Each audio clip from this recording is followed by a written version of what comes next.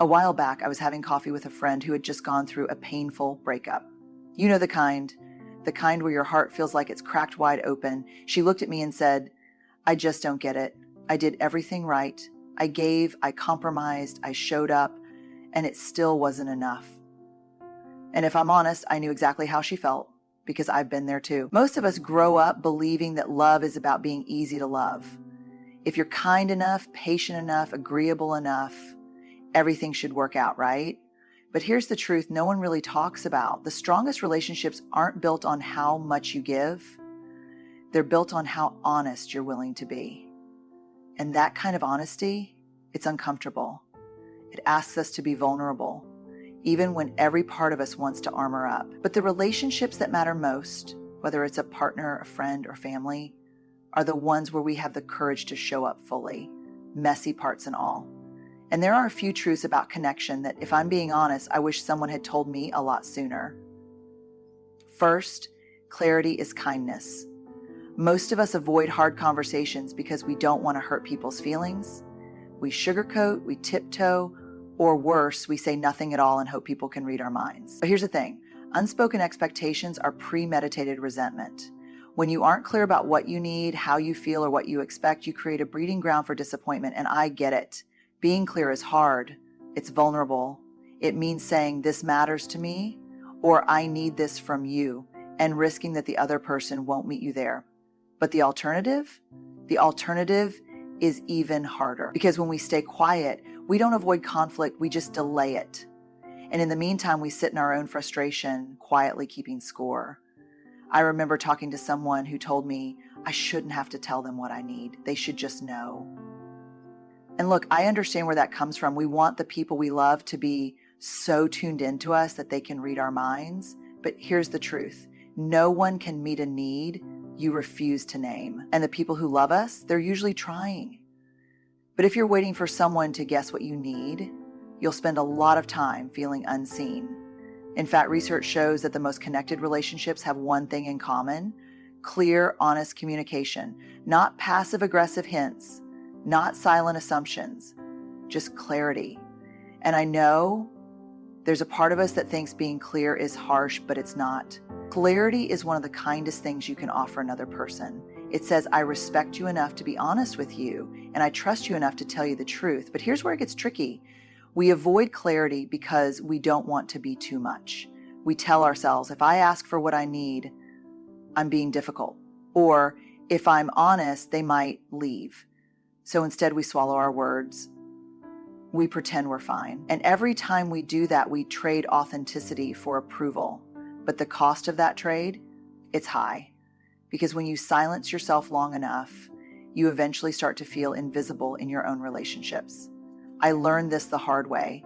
I spent years convincing myself that being easygoing was the key to being loved. I would bend myself into whatever shape the relationship needed, smiling when I wanted to speak up, nodding when I disagreed, because I thought being agreeable was the price of connection. But the truth is, you can't build a meaningful relationship on a foundation of silence. You can't be fully loved if you're not fully known. And here's what I know now. When we choose clarity, we set people up to succeed with us. We give them the information they need to love us well. And that doesn't mean you'll always get what you want. Sometimes you'll be met with misunderstandings. Sometimes people won't be able to give you what you're asking for. But I would rather know the truth and grieve it than sit in the uncertainty of wondering, do they even care? So what does this look like in real life? It looks like saying, "Hey, I need more support right now," instead of hoping someone will notice your struggle. It looks like when you said that it hurt, instead of pretending you're fine. And sometimes it sounds like, "I care about you, but I can't keep doing this," instead of staying quiet and building quiet resentment. And if you're thinking, "Well, I'm not good at this," you're not alone. Most of us weren't taught how to have hard conversations. But like anything else, it's a practice. It's about being willing to fumble your way through the discomfort, because the alternative, disconnection, hurts a lot more. The next time you find yourself hesitating to speak up, ask yourself this: am I staying quiet to keep the peace, or am I choosing silence because it's easier than being honest?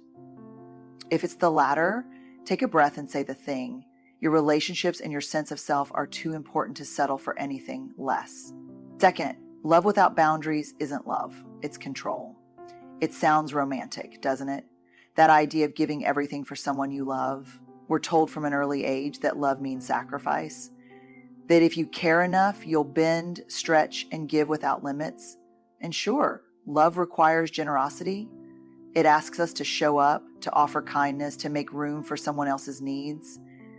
But there's a fine line between generosity and self-abandonment. And when love comes without boundaries, it stops being love. It becomes something else entirely, something that feels heavy, exhausting, and over time, unsustainable. Here's the truth most of us don't want to face. When you love someone without boundaries, you're not really giving them your heart. You're giving them control over it. And I'm not talking about the kind of control that's obvious or manipulative. I mean the subtle ways we start handing over pieces of ourselves to avoid conflict or rejection.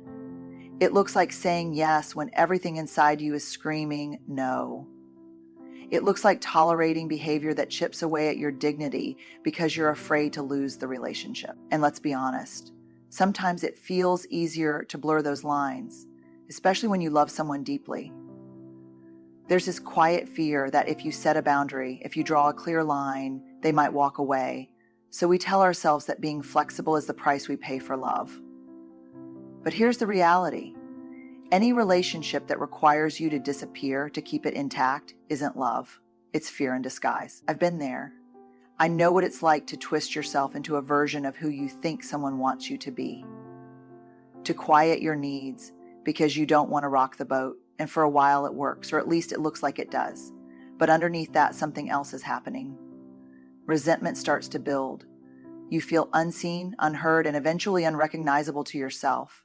Because every time you abandon yourself to keep the peace, you lose a little more of who you are. Boundaries aren't about shutting people out. They're about making room for honest, healthy connection. They're how we protect what matters most: our integrity, our emotional well-being, our self-respect. And here's the thing.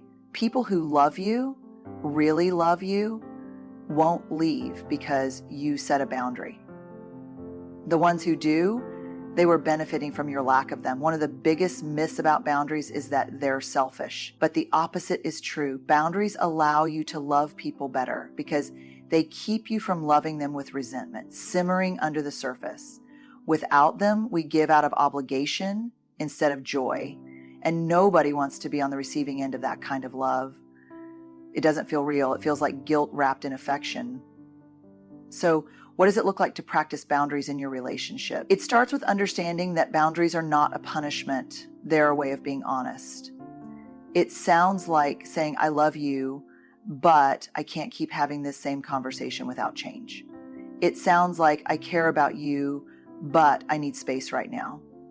It's recognizing that you can hold compassion for someone and still hold limits around what you will and won't tolerate. And it's not just about the words. It's about the follow-through. A boundary without consequences is just a suggestion. If you tell someone how you want to be treated, but nothing changes when they cross the line, you're not setting a boundary, you're making an empty request.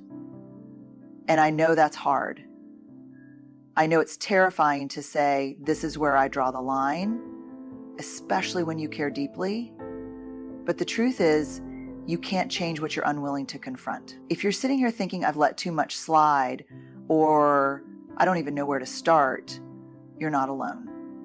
Most of us were never taught how to set healthy boundaries.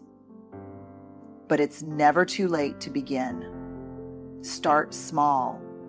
Choose one place where you feel overextended or unseen and ask yourself, what do I need here? What am I no longer willing to tolerate? And when you have the answer, speak it out loud, not in anger, not in blame, but in truth. Because at the end of the day, real love doesn't ask you to shrink.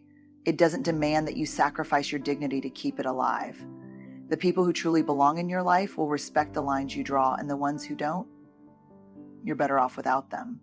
Third, trust isn't built in grand gestures, it's built in the small moments. Most of us think about trust like a light switch. Either you have it or you don't. But in reality, trust doesn't happen all at once. It's not some big sweeping moment where everything falls into place. Trust is built or broken, slowly over time in the smallest, most ordinary moments. I once had someone ask me, how do I rebuild trust after it's been broken? And that's the thing. There's no shortcut. There's no grand apology or one-time gesture that magically repairs everything. What rebuilds trust is consistency. It's showing up over and over in the small ways that say, you matter to me. And if that sounds simple, it is, but it's not easy because small things, they require effort, they require presence, and they're easy to overlook when we're busy or distracted. Think about the people you trust the most. Odds are it's not because they did one amazing thing. It's because time after time, they showed you that you could count on them. It's the friend who remembers to check in when you're struggling. It's the partner who follows through on the little promises, like calling when they say they will. It's the person who listens not to fix or correct, but just to be there with you. Those moments may seem small, but over time they add up. They become the foundation of trust. And the reverse is true too. Trust erodes the same way, bit by bit. It's the little betrayals that eat away at the foundation, the forgotten commitments, the half-truths, the moments when someone looks the other way when you needed them most.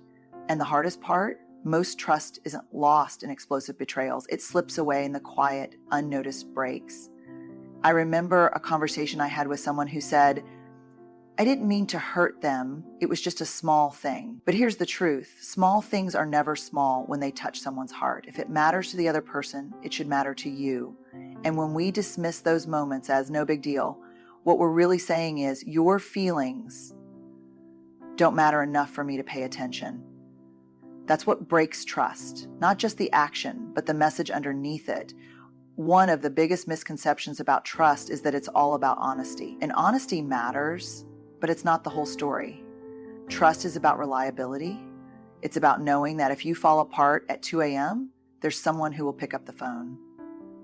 It's about believing that when you share the messiest parts of yourself, they won't turn away. And it's also about integrity, because trust is built when people do what they say they will do, even when it's inconvenient. I know this isn't easy, especially if you've been hurt before. It's hard to trust again when you've been let down. And sometimes the most terrifying thing we can do is believe that someone will stay when so many others have left.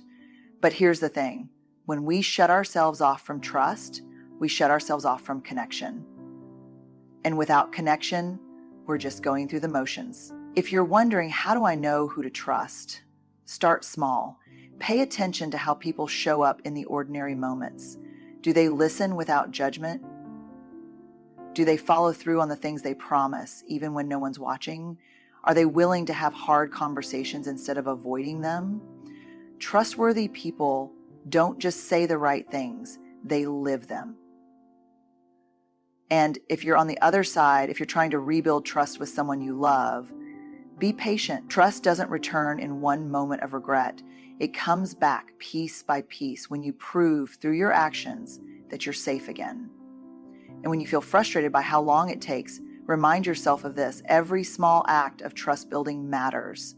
Even when it feels invisible, it's doing the work of repair.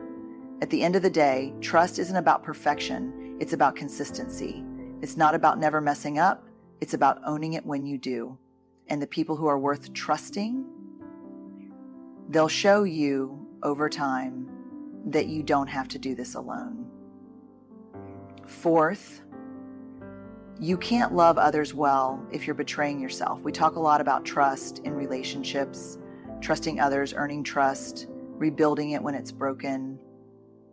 But there's another kind of trust we don't talk about enough, self-trust. And here's the truth. If you abandon yourself over and over again to keep someone else happy, it's only a matter of time before that relationship starts to feel heavy, even if you love the person, because you cannot love someone else well while constantly betraying yourself. Self-betrayal doesn't usually happen all at once. It's subtle. It's saying yes when you mean no.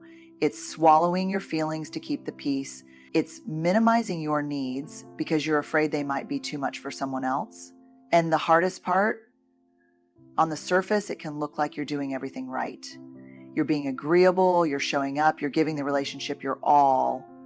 But beneath that, there's this quiet erosion happening because every time you silence yourself to be more acceptable to someone else, you chip away at your own worthiness. I know how easy it is to fall into this pattern, especially when you care deeply. There's this voice in your head that says, if I'm easy enough, if I'm accommodating enough, if I give enough, they'll stay.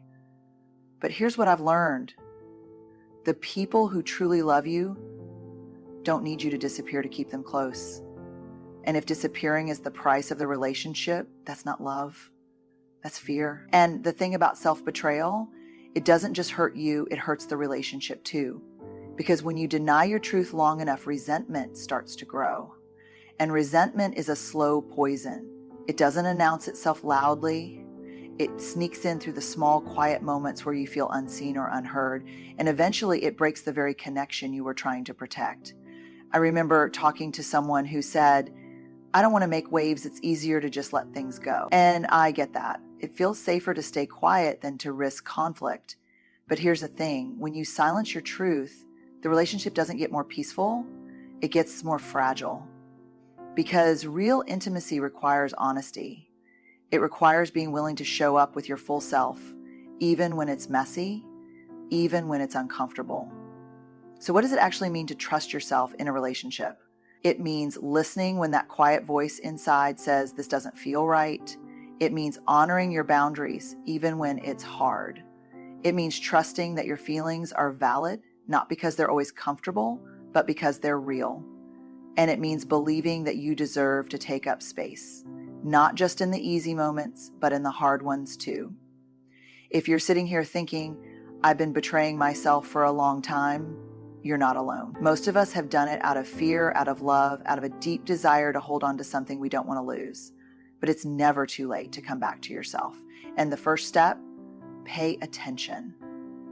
Notice the moments when you feel small, the times when you stay quiet because you're afraid to be too much, the places where you're pretending to be fine when you're anything but.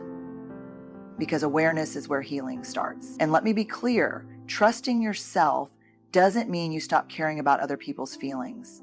It means you stop abandoning your own in the process. It's possible to be kind and clear, to be compassionate and honest, to love someone deeply and still say, this doesn't work for me.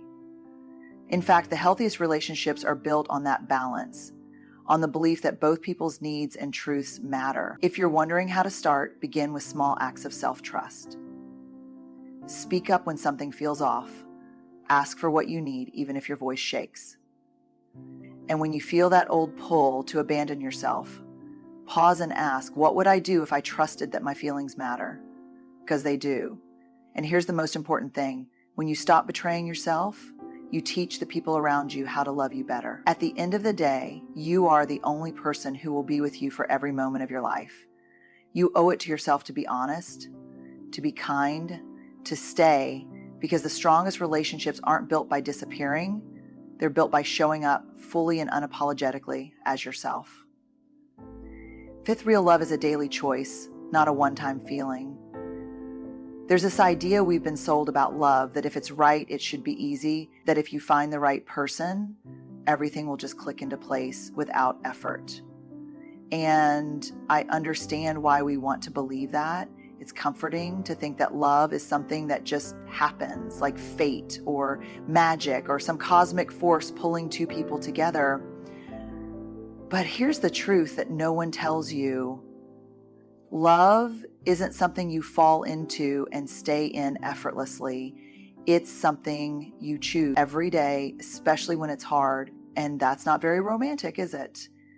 The idea that love is work. We want love to feel like a fairy tale, something that sweeps us off our feet and never lets us down. But the reality is, real love isn't found in the big cinematic moments. It's built in the quiet, unglamorous, everyday decisions we make. It's waking up and choosing kindness when you're tired. It's staying in the hard conversation when it would be easier to shut down. It's choosing to see the best in someone on the days when they're not at their best. I've had conversations with people who say, I'm just not in love anymore. And I always want to ask, when did you stop choosing it? Because that feeling, being in love, isn't something that stays alive on its own. It needs attention, it needs care, And it's easy to forget that when life gets busy. When you've been together for a while, it's tempting to move into autopilot, to assume that love will take care of itself. But it doesn't. Love atrophies when we stop choosing it. One of the most important things I've learned is that the moments when love feels the hardest are the moments when the choice matters most. It's easy to love someone when they're making you feel good, when everything's light and fun, but real love shows up when things get messy. When you're frustrated, when the shine has worn off and all that's left is two imperfect people trying to figure it out. And in those moments, love isn't a feeling. It's a decision. I think a lot of us walk away from relationships not because the love is gone, but because we stop nurturing it. We think the spark has died when really we just stop tending the fire. And the truth is, no one stays in love effortlessly, not in the way movies tell us. What keeps love alive isn't some magical chemistry, it's intention. It's choosing day after day to show up and keep your heart open. And here's the hard part. Sometimes choosing love means choosing discomfort. It means having the hard conversations instead of sweeping things under the rug. It means being honest when it would be easier to shut down. And that's not always fun. But the relationships that last, they aren't built on perfect compatibility. They're built on two people who are willing to keep showing up even when it's messy and inconvenient. And I'm not talking about staying in something unhealthy or tolerating disrespect. There's a difference between choosing love and sacrificing yourself, but in healthy relationships grounded in mutual care and respect, love is always an active choice. It's saying, I'm here. I'm still in this with you. Even when it's not easy, especially when it's not easy. If you're wondering, how do I know if the love is still there? Ask yourself this, are you still choosing it? Are you still willing to be vulnerable, to be present, to invest your time and energy? Because feelings are fickle, they come and go, but the choice to love, that's where the real power is. And if both people are willing to keep choosing each other day after day, that's where real intimacy grows. I'm not saying it's always simple. Relationships are complicated because people are complicated. But the healthiest, most enduring love I've ever witnessed wasn't built on grand gestures or perfect compatibility. It was built on two people who kept saying, I choose you, even when it was hard, even when life pulled them in different directions, even when things didn't feel as effortless as they once did. At the end of the day, real love isn't passive. It doesn't just happen to us. It's something we create through the small, daily decisions we make. And when we're willing to keep choosing love, to keep showing up, that's when the magic happens. Not because it's perfect, but because it's real. And real love, the kind that lasts, it's worth choosing again and again. At the heart of it all, relationships aren't about finding the perfect person or avoiding every bump in the road. They're about how we show up. They're about the small, everyday choices we make to be honest, to be kind, to be brave enough to stay open even when it's hard. And the truth is, love, real, lasting love, requires us to bring our whole selves to the table. It asks us to trust in the little moments, to speak our truth without abandoning ourselves, and to keep choosing each other when the shine wears off. And if there's one thing I want you to remember, it's this. You are worthy of love that is honest, that is consistent, and that allows you to be fully seen. But that kind of love doesn't just happen. It's built through presence, through courage, through the quiet daily decision to say, I'm here and I'm willing to do the work. So whether you're building a new relationship, healing an old one, or figuring out what love even means to you, know this. You are not alone in the messiness of it all. Love isn't easy, but it's worth it. And the best relationships, they're not the ones that avoid struggle. They're the ones where two people are willing to walk through it together. So take a breath, be brave, trust yourself, and remember, real love is built in the small moments. You've got this. Good luck.